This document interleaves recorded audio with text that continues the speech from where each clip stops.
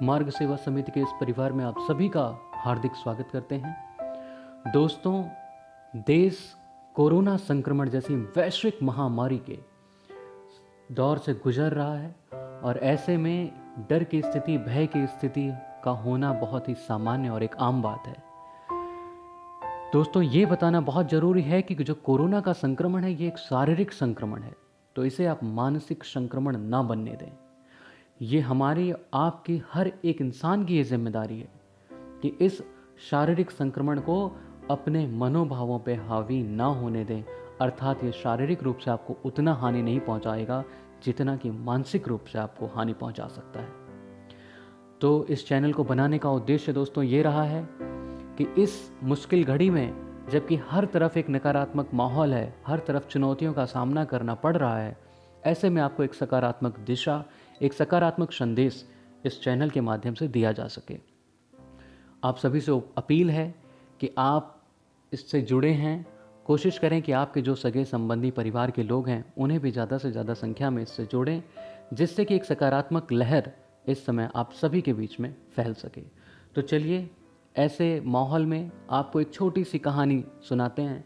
उम्मीद करते हैं कि ये कहानी आप में एक हिम्मत, एक साहस देगी, जिससे कि आप इस चुनौती के माहौल से निकल पाएंगे। इस चुनौती के माहौल में आप एक उम्मीद बना पाएंगे, एक अच्छे समय की, एक अच्छे वक्त की। तो दोस्तों, शुरू करते हैं कहानी को। एक बहुत पुरानी घटना है, जब राजा महाराजा का काल हुआ करता था, वक्त हुआ करता था। ऐसे में एक बहुत पराक्रमी राजा थे। उनके राज्य का, उनके पराक्रम का लोहा हर आसपास के राज्य मानते थे और ऐसे में उनसे मोर्चा लेना कोई उचित नहीं समझता था। उस दौर में उनका एक बहुत बड़ा अपना मंत्रियों का मंडल भी था, जिसमें वो लगातार चर्चाएं करते रहते थे कि क्या कुछ करके राज्य को और ज़्यादा संपन्न, शक्तिशाली और कल्याणकारी बनाया जा सकता है। ऐसे में दोस्तों क्या होता है कि एक दिन राजा के मन में एक ख्याल आता है कि हमने तो अपने राज्य के लिए, अपनी जनता के लिए, अपने मंत्रिपरिषद के लिए बहुत कुछ किया है, लेकिन इन्होंने बदले में हमारे लिए क्या किया। और ऐसे में उन राजा के एक बहुत खास मंत्री हुआ करते थे उस वक्त। तो राजा साहब ने अपने मंत्री से कहा कि मंत्री, हमने तो आज तक बहुत कुछ किया है और आगे भी करते रहेंगे, लेकिन आपने अभी तक हमें कोई ऐसा तोहफा नहीं दिया। मेरी बहुत दिली ख्वाहिश है कि आप हमें कुछ तोहफा अपनी तरफ से दें। मंत्री ने कहा, जी हजूर, आपकी इच्छा जरूर पूरी करेंगे और कल ही आपके लिए कुछ एक नायाब सा तोहफा लेकर के आएंगे। राजा को बेसब्री से इंतजार था अगले दिन का।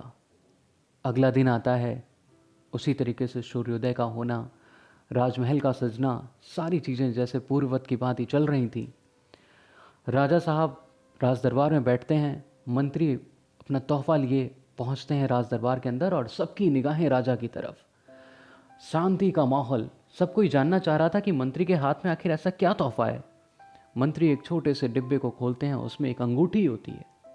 उस अंगूठी को वो राजा को देते हैं और कहते हैं कि राजन, यह तोहफा आपके लिए है और ये बहुत ही नायाब है। इसमें हीरे जवाहरात लगे हैं, ये बड़ी बात नहीं है, लेकिन इसमें बड़ी बात यह है जनाब कि इसके पीछे, इसमें जो नग लगा हुआ है, उस नग के पीछे एक संदेश है जो कि आपके लिए है।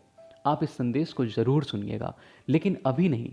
इस संदेश को आप तब पढ़िएगा जब कभी आप बहुत परेशान हो, आप कुछ ऐसी समस्याओं में घिर गए हों जिससे आप निकल ना पा रहे हो। उस वक्त आप इस अंगूठी को उतारिएगा और इसके पीछे लिखे संदेश को पढ़िएगा। वो आपको हिम्मत देगा, आपको हौसला देगा। राजन कहते हैं कि ठीक है। वो उस अंगूठी को पहन लेते हैं। दोस्तों, वक्त बहुत अच्छा चल रहा होता है और अचानक से एक दिन राजा के राज्य पे आक्रमण हो जाता है और उस आक्रमण में राजा को बंदी बना लिया जाता है और पड़ोसी राज्य के लोग उन्हें ले जा करके अपने कारागार में रख देते हैं। राजा के लिए शायद इससे बुरा कोई दिन नहीं हो सकता था। अब इससे बुरा क्या होगा कि जिसका राजपाट इतना बड़ा हो, जिसकी शक्ति का परचम हर कोई मानता हो, वो कारागार में सलाखों के पीछे बैठा है। और दोस्तों, ऐसी स्थिति में राजा एक दिन रात में सोचते हैं कि हम क्या करें, क्या करें, और उन्हें अपने मंत्री का दिया हुआ वो तोहफा याद आता है। उन्हें लगता है शायद इससे बुरा मेरे लिए कोई दिन नहीं हो सकता। तो आज वो सही वक्त है, ये वो सही क्षण है जिस वक्त हम इस अंगूठी को निकालें और पढ़ें कि इसके नग में ऐसा क्या लिखा था। दोस्तों, आप सुन के हैरान हो जाएंगे कि उस नग में ऐसा क्या लिखा था। उसमें लिखा था कि राजन, राजन, ये वक्त भी बदल जाएगा। समझ रहे हैं आप इसको?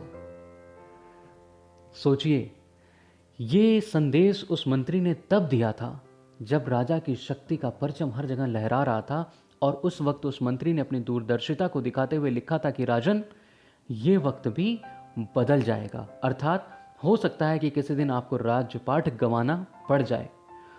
और वो जो संदेश था वो राजा के अंदर जान डालता है।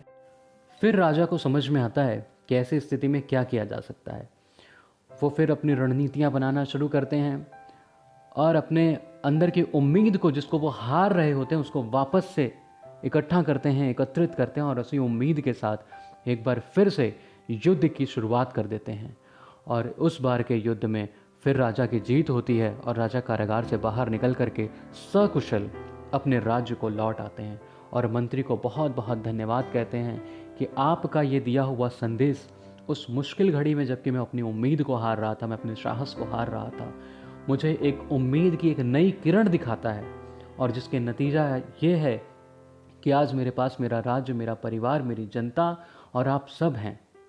तो दोस्तों, ये कहानी को सुनाने का मकसद सिर्फ इतना सा था कि आज लगभग हम लोग कुछ वैसे ही दौर से गुजर रहे हैं। ये एक डर का माहौल है। इस वक्त में उम्मीद को नहीं हारना है, क्योंकि ये वक्त भी बदल जाएगा। मानते हैं कि आपके सामने चुनौतियां हैं, हर किसी के सामने चुनौती है, लेकिन दोस्तों उम्मीद नहीं हारें, क्योंकि उम्मीद बनाए रखें, यकीन रखें कि कुछ समय की बात है, कुछ समय बाद ये वक्त भी बदल जाएगा और फिर से वही दौर आएगा। हम सब हंसी खुशी बाहर निकल रहे होंगे, घूम रहे होंगे, टहल रहे होंगे, अपने मन मुताबिक अपने काम को, व्यवसाय को कर रहे होंगे। लेकिन आज सबसे ज़्यादा ज़रूरत इस चीज़ की है कि उम्मीद को बनाए रखें, सरकारी दिशा निर्देशों का पालन करें, अपना और अपनों का ख्याल रखें। उम्मीद करते हैं आपको ये अच्छा लगा होगा। अच्छा लगा हो तो इसे ज़रूर आगे सब्सक्राइब और शेयर करें। धन्यवाद।